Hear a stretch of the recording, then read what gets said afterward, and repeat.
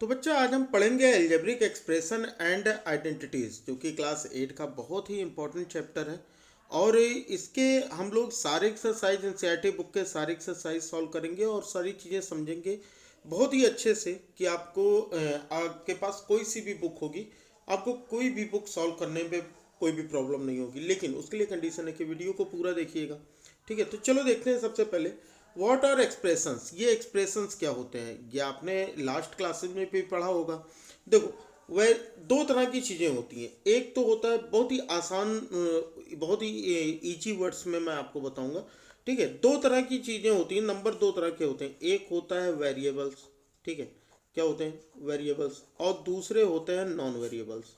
ठीक है, अब ये जो वेरिएबल और नॉन वेरिएबल को हम कांस्टेंट भी बोलते हैं। ठीक है, नॉन वेरिएबल्स को हम क्या बोलते हैं, कांस्टेंट भी बोलते हैं। ठीक है, तो अच्छा, पहले तो वेरिएबल जान लेते हैं, वेरिएबल होते क्या हैं, फिर उसके बाद हम बात करते हैं।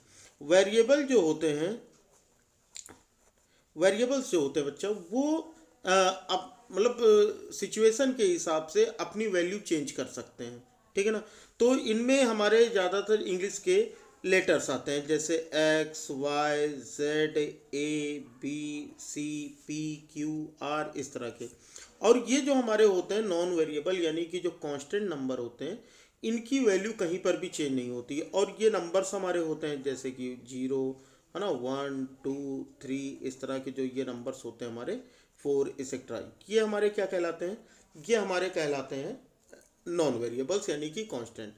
तो एक्सप्रेशंस क्या होते हैं, एक्सप्रेशंस बहुत ही इजी चीज़ है कि एक्सप्रेशन जो होता है वो फॉर्म होते हैं वेरिएबल और कांस्टेंट से। ठीक है, तो ये चीज़ याद रखना कि वेरिएबल और कांस्टेंट, वेरिएबल्स प्लस या माइनस कुछ भी करो, है ना, ये और कांस्टेंट, ठीक है, कांस्टेंट्स, इनके जो कॉम्बिनेशन होता है, इनसे जो तैयार होता है, ये कहलाता है एक्सप्रेशन। ठीक है, अब सोचोगे कैसे, जैसे एक वेरिएबल है हमारा एक्स, ठीक है, और एक कांस्टेंट है हमारा 3। तो अगर हम इसके बीच में प्लस लगा दें, या फिर हम इसके बीच में हम माइनस लगा दें, एक्स प्लस 3 या एक्स माइनस 3, तो ये हमारा क्या हो जाएगा, ये हमारा एक्सप्रेशन हो जाएगा। बात आ गई समझ में, एक्स प्लस 3 या फिर एक्स माइनस 3, ये हमारा क्या हो जाएगा, ये हमारा वेरिएबल एक्सप्रेशन हो जाएगा। ठीक है ना, उसी तरह से क्या मल्टीप्लाई के साथ भी हो सकता है। जैसे अगर मान लो कि हमारा ये एक है वेरिएबल, ठीक है, और ये हमारा एक है नॉन वेरिएबल, मान लेते हैं ऐसे। ठीक है, ये हमारा नॉन वेरिएबल, इनके बीच में अगर हम प्लस या माइनस लगा देते हैं तो ये हमारे क्या कहलाते हैं, ये हमारा एक्सप्रेशन हो गया। अगर इसके आगे भी कोई नंबर लगा दो, ठीक है, अगर वेरिएबल के आगे कोई कांस्टेंट लग गया तो भी ये एक्सप्रेशन ही होगा। क्लियर है बात इतनी, तो ये चीज़ याद रखना। ठीक है, अच्छा, क्या इस तरह से भी लिख सकते हैं हम एक्सप्रेशन को, जैसे हमारा ये हो गया एक्स, और इसके ऊपर अगर मान लो हम स्क्वायर लिखते हैं, तो क्या हमारा इस वेरिएबल होगा, है ना, ये हमारा वेरिएबल है, इसके ऊपर स्क्वायर हमने लगा दिया, तो कहने का मतलब एक्स इंटू एक्स लिखा, तो ये भी एक एक्सप्रेशन है। इसके आगे अगर हम कोई कांस्टेंट नंबर लगा देते हैं, जैसे मान लो कि हम 3 लिख देते हैं, तो ये भी हमारा क्या हो जाएगा, एक एक्सप्रेशन हो जाएगा। बात आ गई समझ में।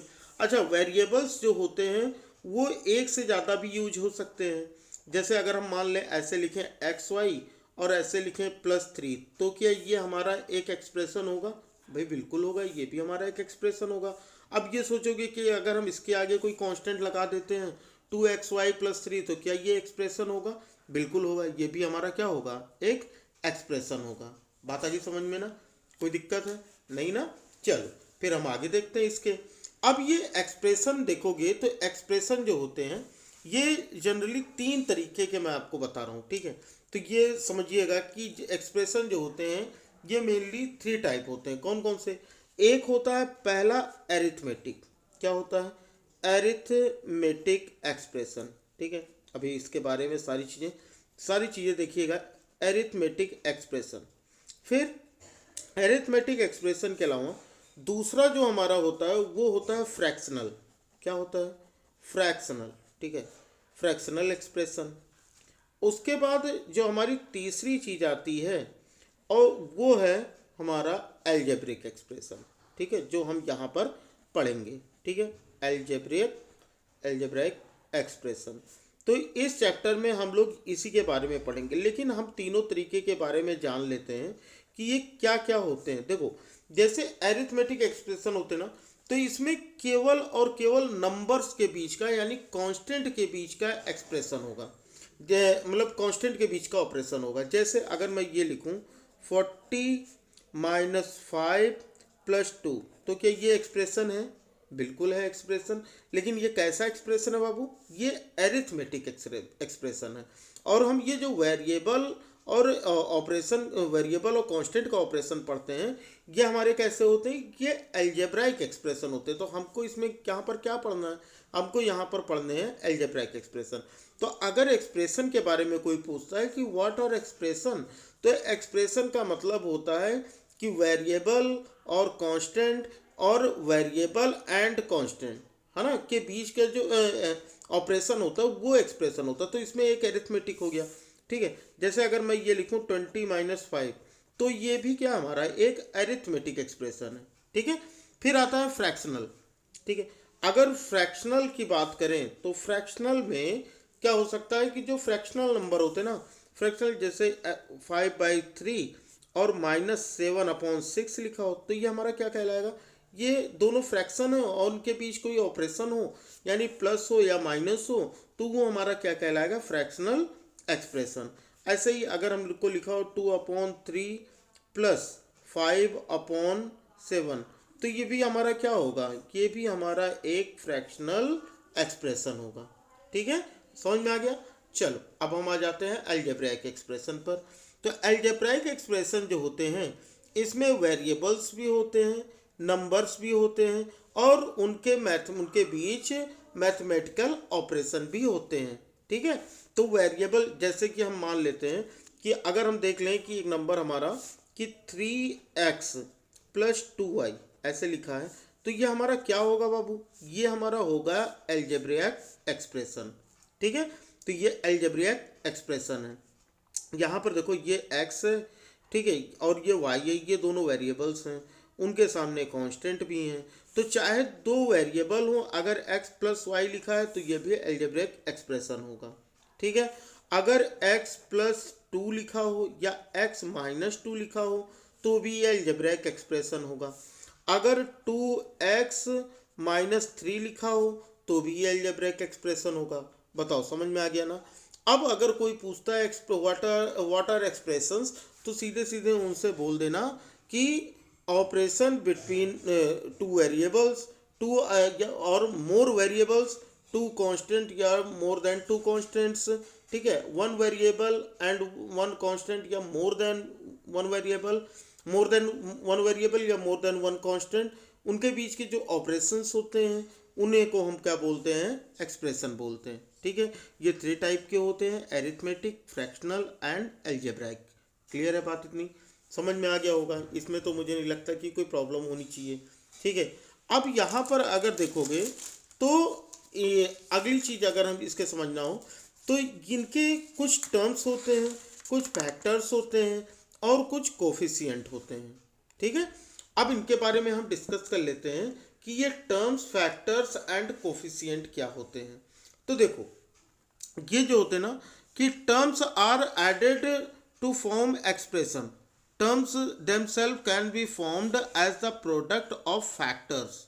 क्लियर है बात इतनी? चलो, नहीं समझ में आ रहा है, मैं समझाता हूँ आपको। जैसे एक हम लिख लेते हैं एक एक्सप्रेशन, अलजेब्रिक एक्सप्रेशन 4x + 5, ठीक है। तो यहाँ पर हम चीज़ें समझने की कोशिश करते हैं कि कौन सा इसमें टर्म है, कौन सा इसमें फैक्टर है और कौन सा कोफिशिएंट है, ठीक है। तो अगर देखोगे तो इनके फैक्टर्स कौन कौन से होंगे, ठीक है। सबसे पहले तो मैं टर्म्स की बात बता देना चाहता हूँ आपको कि इसमें टर्म्स कितने हैं।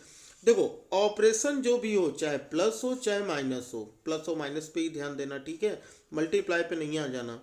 प्लस और माइनस, इनके साथ कितनी चीज़ें जुड़ी हुई हैं। तो अगर देखोगे तो यहाँ पर ये जो हमारा एक ये हो गया 4x और ये हो गया हमारा 5, तो इसके 2 टर्म्स हो गए, ठीक है। इसके 2 टर्म्स हो गए। कौन कौन से 2 टर्म्स हो गए? ये हो गया हमारा 4x और ये हो गया हमारा 5। बताओ समझ में आया? तो इसके कितने टर्म्स हो गए, टर्म्स कैसे काउंट करने ये समझ में आ गया ना। तो there are to terms, 4x+5 में टू टर्म्स हैं, 4x है और क्या हमारा 5 है। ठीक है, अब यहाँ पर देखो, अब अगर यहाँ पर इनके देखो प्रोडक्ट क्या है, किसके साथ किसका क्या प्रोडक्ट है। जैसे यहाँ पर अगर मैं बात करूँ, ये हमारा टर्म होगा। ठीक है, यहाँ पर मैं लिख देता हूँ ताकि आपको कन्फ्यूजन ना हो। ये हमारा टर्म्स होगा, कौन कौन से टू टर्म्स है, एक तो हमारा 4x है और दूसरा हमारा 5 है।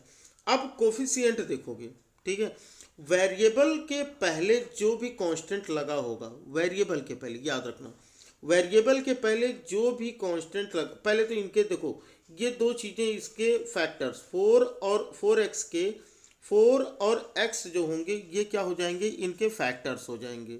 ठीक है, 4x जो है ये तो एक प्रोडक्ट है, तो ये देखना कि किनके बीच में मल्टीप्लाई है।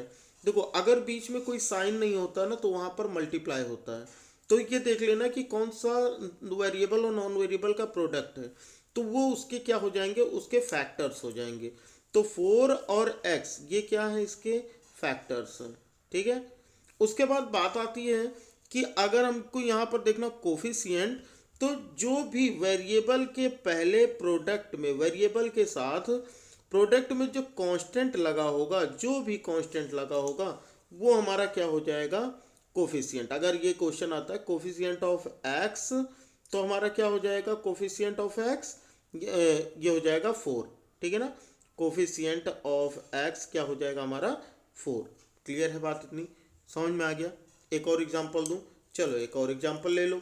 अगला एग्जांपल है 7x xy -5x। ठीक है, अब यहाँ पर अगर देखोगे, सबसे पहले अगर मैं आपसे पूछूं कि इसमें कितने टर्म्स हैं, तो आप बता लोगे कितने टर्म्स हैं। भाई इजीली आप बता लोगे, देयर आर टू टर्म्स। कौन कौन से हैं दो टर्म्स, पहला तो हो जाएगा हमारा 7xy और दूसरा हमारा क्या हो जाएगा 5x। 5x होगा, नहीं नहीं, इसके साइन को भी ध्यान देना है। अगर साइन इसका प्लस होगा तो प्लस लिखोगे, माइनस है तो क्या लिखोगे, माइनस लिखोगे। क्लियर है बात नहीं। चलो, तो ये हमारा हो गया टर्म्स। अब यहाँ पर अगर हमसे ये पूछा जाए कि इनके फैक्टर्स कौन कौन से हैं, तो 7xy के फैक्टर्स कौन कौन से होंगे। ठीक है, फैक्टर्स अगर देखोगे तो इसमें 7xy के फैक्टर कौन कौन से होंगे। देखो एक तो 7 होगा, फिर x होगा, फिर y होगा। ये किसके फैक्टर्स होंगे, ये 7xy के फैक्टर होंगे, क्योंकि 7xy तो प्रोडक्ट है ना। और अगर यहाँ पर देखोगे माइनस, इसमें देखोगे, ठीक है, इसमें देखोगे फैक्टर्स, तो यहाँ पर x का भी फैक्टर -5, लेकिन यहाँ पर x आ चुका है, यहाँ पर भी x है, तो यहाँ पर अगर देखोगे तो इसका कितना हो जाएगा -5 और x। ठीक है, तो अगर देखोगे -5 और x के अगर फैक्टर्स देखोगे तो ये हमारा कितना हो जाएगा -5 और x। तो ये चीज़ याद रखना ना कि जो भी अगर यहाँ पर हम बात करेंगे कोफिशिएंट की, तो कोफिशिएंट यहाँ पर पूछेगा कि coefficient in the term 7xy। अगर 7xy में पूछा कि इसका कोफिशिएंट क्या होगा xy का, ठीक है, अगर xy का कोफिशिएंट पूछता है तो इसका कोफिशिएंट कितना हो जाएगा, 7 हो जाएगा। ठीक है, अगर 7xy का कोफिशिएंट पूछेगा तो 7 हो जाएगा। और अगर -5x का कोफिशिएंट पूछेगा, है ना, -5x में x का कोफिशिएंट पूछेगा, तो यहाँ पर कितना हो जाएगा हमारा -5 हो जाएगा। तो ये चीज़, बस इतनी सी चीज़ याद रखनी है। क्या याद रखना है कि जो भी वेरिएबल के पहले कांस्टेंट प्रोडक्ट में होंगे वो क्या होंगे, हमारे कोफिशिएंट होंगे। बताओ इतनी चीज़ समझ में आ गई। अगर इतनी चीज़ समझ में आ गई है तो वीडियो को लाइक कर दो। ठीक है, तो आगे हम और भी इसके बेसिक कॉन्सेप्ट पढ़ेंगे। अब हम इसके आगे हम देखते हैं, फिर आता है मोनोमियल, बाइनोमियल एंड पॉलिनोमियल। होते तो बहुत सारे हैं, मोनोमियल होता है, बाइनोमियल होता है, ट्राइनोमियल होता है, होते तो कई सारी चीज़ें हैं, लेकिन हम लोग यहाँ पर एक एक चीज़ करके पढ़ेंगे। ठीक है, ये नहीं कि सारी चीज़ें हम एक साथ रख दें और उसके बाद हमको कुछ चीज़ें समझ में आए, कुछ चीज़ें समझ में ना आए, तो हम जल्दबाजी में कोई चीज़ नहीं पढ़ेंगे। सारी चीज़ें बहुत ही इत्मीनान से धीरे धीरे करके पढ़ते हैं। ठीक है, चलो अब हम यहाँ पर आ जाते हैं बच्चा। सबसे पहले तो हम समझ लेते हैं मोनोमियल। ठीक है, तो अगर देखोगे तो मोनोमियल क्या होते हैं, ठीक है, मोनोमियल्स क्या होते हैं, बायनोमियल्स क्या होते हैं, और पॉलिनोमियल्स क्या होते हैं। इन तीनों तरह की चीज़ों के बारे में हम समझते हैं। देखो, मोनोमियल होता है, बायनोमियल होता है, ट्राइनोमियल होता है, क्वाड्रिनोमियल होता है, तो इस तरह से कई तरह होते हैं। लेकिन यहाँ हमारे जो बुक में है ना, वहाँ पर हम तीन तरह की चीज़ें पढ़ेंगे, मोनोमियल, बायनोमियल, और उससे ज़्यादा अगर होते हैं तो ट्राइनोमियल। सुनो, अगर किसी में केवल एक टर्म हो, सिंगल टर्म, जैसे अगर मान लो लिखा हो 4x, ठीक है, अगर लिखा हो मान लेते हैं 4x², तो ये हमारा क्या होगा, ये सिंगल टर्म है, तो ये हमारा क्या होगा, मोनोमियल होगा। अगर लिखा हो 3xy, इनके बीच में प्लस और माइनस ना आ रहे हो, तो ऐसे जो एक्सप्रेशंस होते हैं उन्हें हम क्या बोलते हैं, मोनोमियल्स। तो ये पॉजिटिव भी हो सकते हैं और निगेटिव भी हो सकते हैं। जैसे अगर मुझे लिखना हो -7x, तो ये भी क्या हमारा मोनोमियल है, ठीक है, क्योंकि इसमें सिंगल टर्म है। तो जिसमें सिंगल टर्म होंगे, टर्म तो गिनना आपको आ ही गया होगा, तो जिसमें सिंगल टर्म होंगे वो मोनोमियल होंगे, जिसमें 2 टर्म्स होंगे वो बायनोमियल होंगे, जिनमें 3 टर्म्स होंगे वो ट्राइनोमियल होंगे, और जिनमें 2 से ज़्यादा होंगे वो पॉलिनोमियल होंगे, चाहे वो 3 टर्म हो, 3 टर्म हो, या 4 टर्म हो, या 5 टर्म्स हो, कुछ भी, ठीक है। तो जैसे अब यहाँ पर मुझे देखना बाइनोमियल में, तो a+b ये हमारा क्या होगा, a+b हमारा क्या होगा, a+b हमारा होगा बाइनोमियल, ठीक है। अब यहाँ पर आता है कि 4l+5m, ये हमारा क्या होगा, ये बाइनोमियल होगा, ठीक है। फिर आता है a+4, इसमें भी 2 टर्म है, देखो 1 और 2 टर्म्स है, तो ये हमारा क्या होगा, बाइनोमियल होगा। ऐसे ही अगर हमारा आ जाता है 5 - 3xy, तो यहाँ देखोगे बीच में एक ही माइनस का साइन है, तो ये फर्स्ट टर्म और ये सेकेंड टर्म, तो देयर आर 2 टर्म्स, तो इसका मतलब ये कैसा एक्सप्रेशन है, ये बाइनोमियल है, ठीक है। ऐसे ही और भी चेक कर लेते हैं।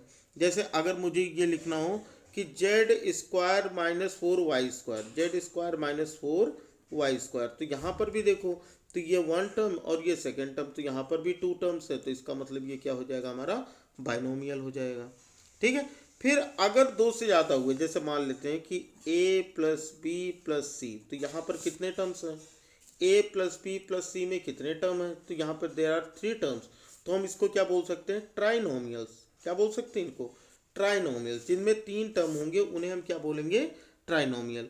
अगर हमें लिखना हो 2x + 3y - 5, तो इसमें कितने टर्म है, इसमें गिनो कितने, 1 2 3, तो यहाँ पर भी 3 टर्म्स है, तो इसका मतलब ये क्या है, ट्राइनोमियल।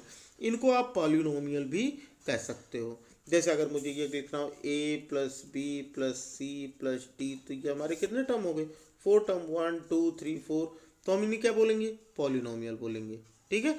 जैसे अगर मुझे ये कहना हो कि अब कुछ चीज़ें समझो, पॉलिनोमियल में कुछ चीज़ें यहाँ पर समझने वाली होंगी, कि जैसे अगर ये लिखा जाए कि 7xyz -10, अब ये समझना, ठीक है। तो यहाँ पर एक से ज़्यादा टर्म है कि नहीं है, एक से ज़्यादा टर्म है कि नहीं है, बिल्कुल है ना भाई, एक से ज़्यादा टर्म है कि नहीं है, बिल्कुल है। तो हम इसको हम क्या कर सकते हैं, इसको हम बाइनोमियल भी कह सकते हैं, जिनमें एक से ज़्यादा होंगे, है ना, उनको हम कह सकते हैं पॉलिनोमियल। तो यहाँ पर हमारा ये बाइनोमियल हुआ कि नहीं, एक टर्म यहाँ पर हुआ, एक टर्म यहाँ पर हुआ, ठीक है, तो ये हमारा क्या है, बाइनोमियल है, ठीक है। तो एक से ज़्यादा जिसमें टर्म होंगे उन्हें हम पॉलिनोमियल कह सकते हैं, ठीक है, समझ में आ गया। एक और एग्जांपल समझ लो, जैसे हमारा क्या हो जाएगा कि अगर लिखा हो 2x + 3y + 7z, अगर हमारा ये लिखा हो, तो हम इसको क्या कह सकते हैं, 1 2 3, तो देयर आर 3 टर्म्स, तो इसे ट्राइनोमियल कह सकते हो, और इसे पॉलिनोमियल्स भी कह सकते हैं। तो कहने मतलब जिनमें एक से ज़्यादा टर्म होंगे वो हमारे क्या कहलाएंगे, वो हमारे पॉलिनोमियल्स कहलाएंगे। बात आ गई समझ में, कोई दिक्कत है नहीं ना। चलो फिर हम आगे देखते हैं, line line like and unlike term. ये क्या होते हैं, लाइक एंड अनलाइक टर्म। जिनके वेरिएबल सेम हो वो लाइक टर्म है, और जिनके वेरिएबल्स डिफरेंट हों वो क्या होंगे, हमारे अनलाइक टर्म होंगे। बात आ गई समझ में, नहीं समझे, चलो अच्छा एग्जांपल देता हूँ आपको। जैसे अगर हमारा लिखा हो कि 7x, क्या लिखा हो 7x, फिर लिखा हो 14x, फिर लिखा हो -13x। तो यहाँ पर देख लो, तो अगर तीनों चीज़ें देखोगे तो यहाँ पर भी x है, यहाँ पर भी x है और यहाँ पर भी x है, ठीक है ना। तो तीनों में हमारे साथ क्या है, x है। तो जब तीनों में x है तो इसका मतलब ये क्या होगा, हमारा लाइक टर्म होगा। बात आ गई समझ में, लाइक टर्म समझ में आ गया ना। अब देखो और एग्जांपल समझो, जैसे अगर हमारा लिखा हो 5x² और लिखा हो 9-9x², तो यहाँ पर देखो ये x² यहाँ पर भी है और x² यहाँ पर भी है। तो इसका मतलब क्या हुआ, ये हमारा हो गया लाइक टर्म। लाइक टर्म समझ में आ गया, कोई दिक्कत है, नहीं दिक्कत है ना। एक और बता दो, चलो। तो यहाँ पर देखो ये हो गया 7xy और ये -5xy, ठीक है। तो xy लिखा हो या yx लिखा हो कोई दिक्कत नहीं, अगर ये दोनों सेम है, अगर ये दोनों सेम है तो इसका मतलब क्या होगा, ये सब ये हमारे क्या हैं, ये हमारे लाइक टर्म्स हैं। बताओ समझ में आया। फिर बात आती है अनलाइक टर्म्स। अगर ये लाइक हैं तो भाई अनलाइक क्या होंगे, तो अनलाइक ये होंगे कि जिनके वेरिएबल्स जो हों वो डिफरेंट हों, ठीक है। जिनके वेरिएबल्स जो हों वो क्या हों, डिफरेंट हों। जैसे अगर ये लिखा हो 7x और 7y, क्या लिखा हो 7x एंड 7y, तो यहाँ पर देखो इन दोनों में, यहाँ पर ये हमारा x और ये हमारा y दोनों अलग अलग हैं। तो इसका मतलब ये क्या है, हमारे अनलाइक टर्म्स हैं, ठीक है। अगर ये लिखा हो 7x और ये लिखा हो 7xy, तो यहाँ पर ये x है, यहाँ पर ये xy है। ये दोनों भले ही सेम हो, इससे नहीं मतलब हमारा किससे लेना देना, केवल हमको अपने वेरिएबल से लेना देना, ठीक है। तो इसका मतलब ये दोनों लाइक नहीं, तो इसका मतलब ये अनलाइक है। ऐसे ही अगर लिखा हो 7x और क्या लिखा हो हमारा, अगर लिखा हो 5x², तो ये हमारे क्या, देखो दोनों डिफरेंट है कि नहीं, ये x है ये x² है, तो दोनों डिफरेंट है। तो इसका मतलब क्या है, ये सारे कैसे टर्म्स होंगे, अनलाइक टर्म्स होंगे, ठीक है। समझ में आ गया। कोई दिक्कत हो तो बता दो भाई, कोई दिक्कत है नहीं। चलो फिर अब आते हैं जो हमारे लिए बहुत ही इम्पोर्टेंट है और हमको कई सारे एग्ज़ाम में और आगे भी हमारे बहुत काम आने वाला है, और वो है एडिशन ऑफ अलजेब्रिक एक्सप्रेशन। कैसे हम अलजेब्रिक एक्सप्रेशन को हम कैसे प्लस कर सकते हैं। अब देखो समझने वाली चीज़ क्या आती है, जैसे मान लेते हैं कि हमको दो टर्म्स दिए गए हैं, कौन कौन से। अगर ये कहा जाए कि 7x² -4x + 5, ठीक है, एंड किसको 9x - 10, ये कहा जाए कि इनको प्लस करो, तो इनको हम कैसे प्लस कर सकते हैं। देखो इनको प्लस करने के दो तरीके हो सकते हैं। एक तो ये हो सकता है कि हम इसको ऊपर नीचे लिख के कर सकते हैं, ठीक है। जैसे ये लिखा हमारा, तो 7x² -4x + 5, फिर देखो अगला क्या है 9x, तो x के नीचे ही x को लिख लो, तो यहाँ पर 9x लिख लो। ये -10 है तो यहाँ पर हम -10 लिख लेंगे। अब इनको हमें प्लस करना है, तो हम प्लस कैसे करेंगे, 7x² है तो ये हमारा 7x² हो जाएगा। माइनस, देखो ये माइनस है ये प्लस है कि नहीं। तो माइनस प्लस का सॉल्यूशन क्या होता है, ये याद रखना, माइनस प्लस का सॉल्यूशन क्या होता है, माइनस होता है। साइन कौन सा लगता है, जो बड़े नंबर के आगे हो। तो बड़ा नंबर तो हमारा 9 है। अब सोचोगे 9 के आगे तो कोई साइन है ही नहीं, तो अगर कोई साइन नहीं है तो वो प्लस होता है, अगर कोई साइन नहीं है तो वो क्या होता है, प्लस होता है। तो 9 - 4 करोगे कितना हो जाएगा, 5x हो जाएगा। फिर यहाँ पर देखो प्लस माइनस का सॉल्यूशन क्या होता है, माइनस होता है। साइन कौन सा लगता है, जो बड़े नंबर के आगे हो। तो बड़ा नंबर तो हमारा 10 है, तो इसके आगे माइनस है, और 10 - 5 करोगे तो कितना हो जाएगा, 5 हो जाएगा। तो ये हो गया हमारा सम, ठीक है। अब दूसरी चीज़ क्या है, इसका दूसरा तरीका क्या हो सकता है। मुझे अगर मैं कैसे करता हूँ, मैं करता हूँ 7x² -4x + 5, और यहाँ पर इसमें हमको ये 9x - 10 प्लस करना, तो +9x और ये -10 कर लेते हैं, ठीक है। अब इसको हम सीक्वेंस में लिख लेते हैं। सीक्वेंस में कैसे, जो जितने भी x² वाले हैं उनको एक साथ लिख लेते हैं। तो यहाँ पर x² केवल एक ही में है, तो ये हमने लिख लिया x², ठीक है। फिर ये देखो ये दोनों x वाले लाइक टर्म्स को मतलब एक साथ लिखना है, ठीक है। तो ये दोनों लाइक हैं, तो ये हो गया -4x और ये हो गया +9x। फिर देखो कांस्टेंट, इनको एक साथ लिख लो, +5 और ये हो गया -10। बात आई समझ में। तो ये हमारा कितना हो जाएगा, ये हो जाएगा हमारा 7x² माइनस प्लस का सॉल्यूशन माइनस होता है, और साइन कौन सा लगता है, बड़े नंबर के आगे जो होता है, तो बड़ा नंबर तुम्हारा 9 है, तो इसलिए यहाँ पर हमारा प्लस लग गया। 9 माइनस 4 करेंगे तो हो जाएगा हमारा 5x। प्लस माइनस का क्या होता है, सॉल्यूशन माइनस होता है। साइन कौन सा, जो लार्जेस्ट नंबर होगा उसके सामने का साइन, तो ये तो माइनस है, तो 10 माइनस 5 करेंगे तो 5। तो देखो ये दोनों हमारे सेम आए कि नहीं आए, ये दोनों हमारे क्या हैं, सेम है ना। तो इसी तरह से ये आप इजीली इनको सॉल्व कर सकते हो। कोई सा भी क्वेश्चन आपसे पूछा जाए ना, कोई सा भी कहा जाए कि ऐड करके दिखाओ, तो आप आसानी से ऐड कर लोगे। जैसे हम मान लेते हैं इससे ज़्यादा भी दिए जाए, तो हम क्या करेंगे, मान लेते हैं इससे ज़्यादा भी दिए जाए। जैसे अगर हम एक और एग्जांपल देखते हैं, हमारा दूसरा एग्जांपल जो दिया गया है ये है कि 7xy plus 5yz minus 3zx। ठीक है, इसमें कह रहा है प्लस करो, इसमें क्या प्लस करना है हमें, हम प्लस का साइन लगा देते हैं। हम इसमें प्लस करेंगे 4yz, ठीक है, प्लस क्या हो जाएगा 9zx, ठीक है, और माइनस 4y, ये कह रहा है इसमें प्लस करो।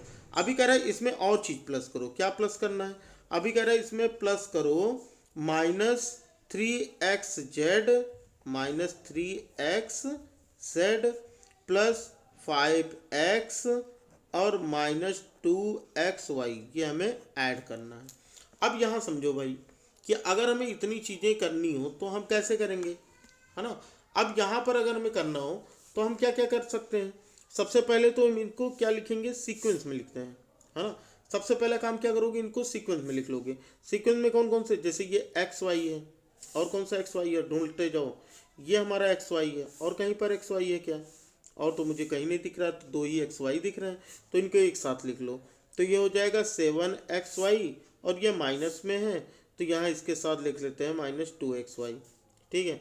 फिर YZ देखो, ये हमारा YZ है और ये हमारा YZ है, और कहीं पर YZ है नहीं है, तो 2 हमारे YZ भी हैं, तो इनको एक साथ लिख लो। ये हो गया +5yz, और ये क्या हो जाएगा +4yz, ये हो गया। फिर देखो ये हमारा zx है, तो यहाँ पर हमारा zx है, ये हमारा zx है, और ये भी तो हमारा zx है। बताओ समझ में आ रहा है कि नहीं, ये भी तो हमारा zx है ना, तो हम इनको एक साथ लिख लेते हैं। ये हमारा zx है, ये zx है, और ये zx है, तो हम इसको लिख लेते हैं -3zx प्लस 9zx, और ये प्लस माइनस का मल्टीप्लाई कर लो तो वो माइनस ही होगा, ठीक है। तो इस जगह -3xz लिखो या zx लिखो, बात दोनों सेम है। फिर हमारे पास केवल सिंगल x है, तो इसको भी हम लिख लेंगे 5x, और कुछ बचा क्या हमारे पास, और y भी तो बचा है, ये भी अकेला बचा हुआ, तो इसको भी हम लिख लेंगे -4y, बस हो गया। अब इसी को सॉल्व कर लो, कैसे सॉल्व करोगे, देखो 7xy माइनस 2xy कितना हो जाएगा हमारा 5xy, होगा कि नहीं होगा। फिर यहाँ देखो yz ये भी है, yz ये भी, दोनों प्लस में है, तो प्लस कर लो, 5 + 4 करोगे तो हो जाएगा 9yz। यहाँ पर देखो ये zx ये zx ये दोनों क्या है, माइनस में है, तो माइनस माइनस क्या होता है, प्लस होता है, और साइन कौन सा लगता है, माइनस का लगता है, तो ये कितना हो जाएगा -3 और 3 हो जाएगा 6zx। अभी इस +9zx को नहीं सॉल्व करते हैं, यहाँ पर हम ऐसे ही नोट कर लेते हैं। बाकी इन दोनों में सॉल्व करने की तो कोई पॉसिबिलिटीज़ है ही नहीं, तो जो चीज़ें नहीं सॉल्व होंगी उनको वैसे ही लिख देंगे, ठीक है। अब यहाँ पर हमारा क्या हो जाएगा, अगले स्टेप पे हम इस क्वेश्चन को सॉल्व कर लेंगे। तो 5xy प्लस 9yz माइनस और प्लस दोनों zx हैं, तो इन माइनस प्लस का सॉल्यूशन माइनस होता है, साइन कौन सा लगता है, जो बड़े नंबर के आगे हो, तो बड़ा नंबर तुम्हारा प्लस है, तो प्लस लगा लिया। 9 - 6 करोगे हो जाएगा 3zx। बचा क्या हमारे पास, अब ये बचा है 5x, और ये क्या बचा -4y, बस हो गया। यही हमारा क्या होगा, आंसर होगा। बात आ गई नहीं समझ में, दोबारा अगर नहीं समझे ना दोबारा से देख लेना, ये आप इजीली समझ जाओगे, ठीक है ना। अगर फिर भी कोई दिक्कत होती है तो अपने टेलीग्राम का लिंक जो है वो डिस्क्रिप्शन में दिया है, आकर आप वहाँ पर ज्वाइन कर लो, और कुछ भी वहाँ पर मुझसे आप पूछ सकते हो, ठीक है। चलो अब इस एक्सरसाइज का हम अगला चीज डिस्कस करते हैं, सब्ट्रैक्शन। सब्ट्रैक्शन करने का क्या तरीका हो सकता है, देखो कोई भी चीज़ अगर हमें सब्ट्रैक्ट करना हो तो सब्ट्रैक्ट करने के लिए, जैसे अगर हमको मान लो कि बहुत ध्यान से देखना सब्ट्रैक्शन, जैसे अगर हमसे ये कहा जाए, एग्जाम्पल देख लो, एग्जाम्पल ये कहा जाए कि सब्ट्रैक्ट, ठीक है, क्या सब्ट्रैक्ट करना है? सब्ट्रैक्ट करना हो कि 5x² minus 4y² plus 6y-3 और फ्रॉम, ठीक है, क्या 7x² माइनस 4xy और plus 8y² plus 5x minus 3y, ठीक है, ये हमारा क्वेश्चन हो गया।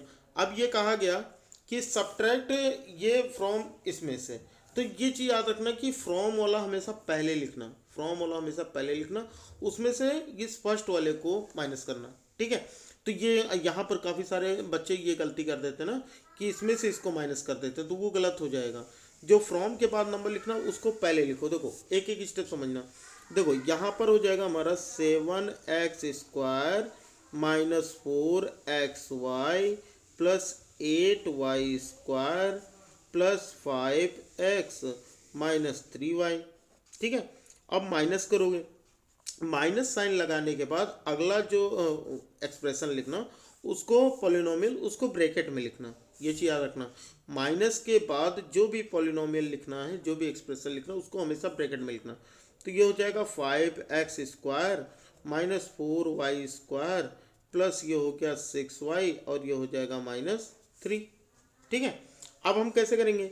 अब यहाँ पर हम जो पहला वाला एक्सप्रेशन है उसको वैसे ही लिखो, तो ये हो जाएगा 7x² minus 4xy plus 8y² plus 5x minus 3y, ठीक है।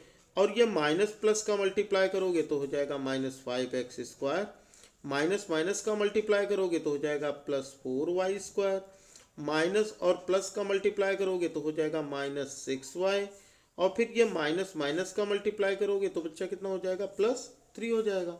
बस हो गई बात। अब यहाँ पर हम क्या करेंगे? सेम वही चीज़, लाइक टर्म्स को हम एक साथ लिखेंगे।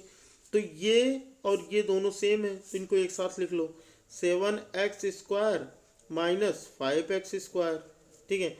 फिर यहाँ पर y², देखो ये y² है, ये भी y², इनको एक साथ लिख लो, प्लस 8y² प्लस ये हो गया 4y², ठीक है।